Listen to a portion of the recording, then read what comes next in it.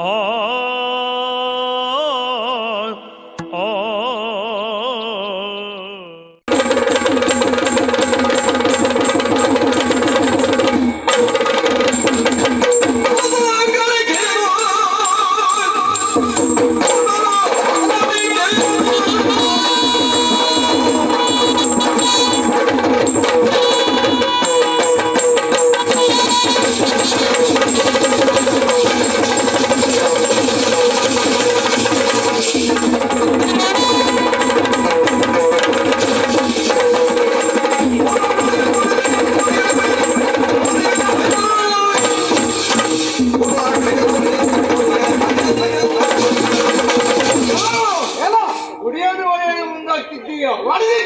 ಒಳ್ಳೆ ಮಾತಿನಿಂದ ಆಡ್ತಿದ್ದೇನೆ.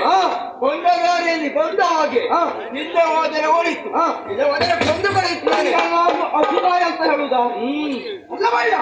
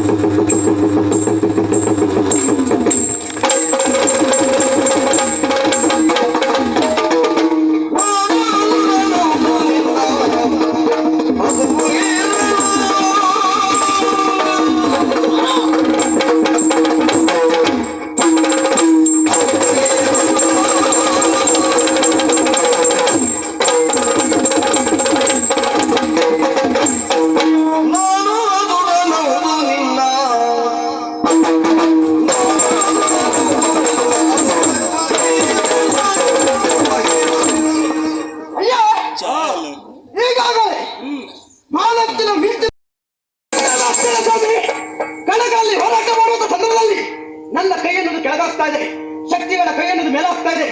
ಏನು ಮಾಡಲಿ, ಏನ್ ಮಾಡಲಿ? ಜಾಲ ಮಾಡಿ ವಿದ್ಯೆಯನ್ನು ಕರಗತ ಮಾಡಿಕೊಂಡವ ಮಾಯಾ ವಿದ್ಯೆಯನ್ನು ಪ್ರದರ್ಶನ ಮಾಡಿ ಗಗನಕ್ಕೆ ಹಾಕ್ತಾರೆ ನೋಡು.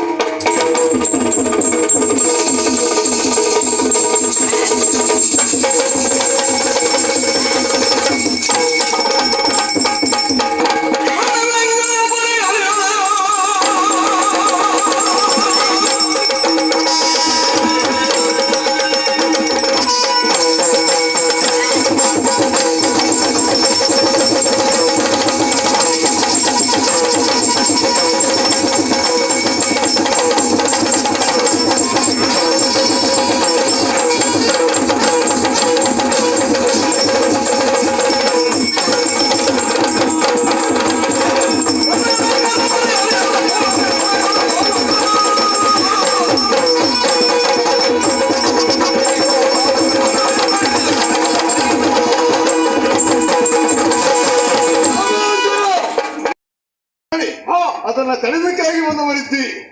ಎಲ್ಲವರ ಸತ್ಯವನ್ನು ಸ್ಪಷ್ಟವಾಗಿ ಅರ್ಥ ಮಾಡಿಕೊಂಡವನಿದ್ದೇನೆ. ನಾನು ನಿಂತೆ ಅಂತಾದ್ರೆ ನಿನ್ನಾಟ ನಡೆಯುವುದೆನ್ನುವಂತ ಉದ್ದೇಶದಿಂದ ತಡೆಯುವುದಕ್ಕಾಗಿ ಬಂದವನೇನು. ಬಂದವ ಚಟ್ಟಿಗೆ ಜ್ವರ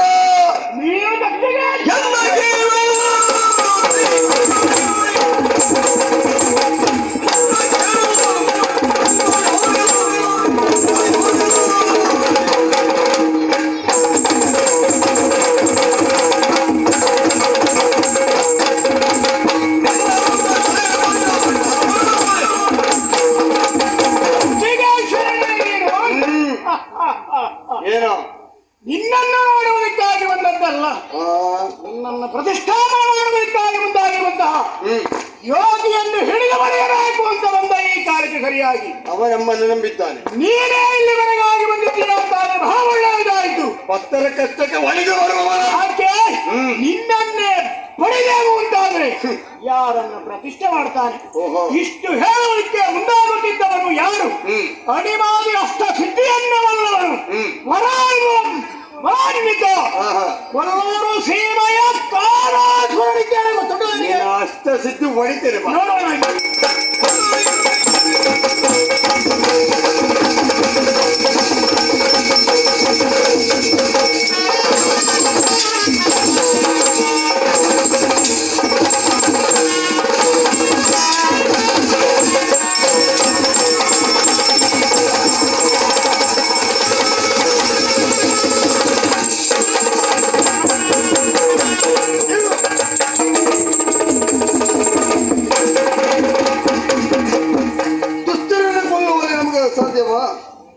ಸಾಧ್ಯ.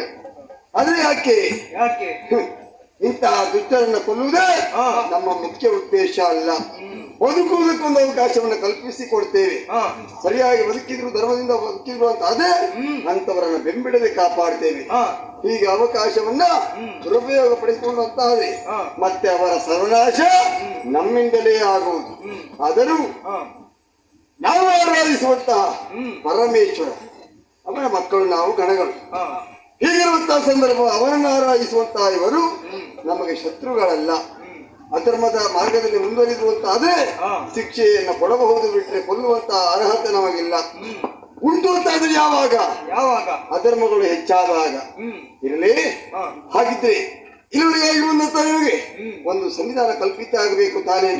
ನೋಡಿದಿರಾ, ಇನ್ನು ಮುಂದಕ್ಕೆ ಕಾಣುತ್ತಾ ಇದೆಯಲ್ಲ ಸುತ್ತಲೂ ಗೋವುಗಳು. ಈ ಗೋವುಗಳು ಅತಿಯಾದರಿಂದಲೇ ಗೋರ್ಕಲ್ಲು ಎನ್ನುವಂತಹ ಕ್ಷೇತ್ರವಾಗುತ್ತದೆ.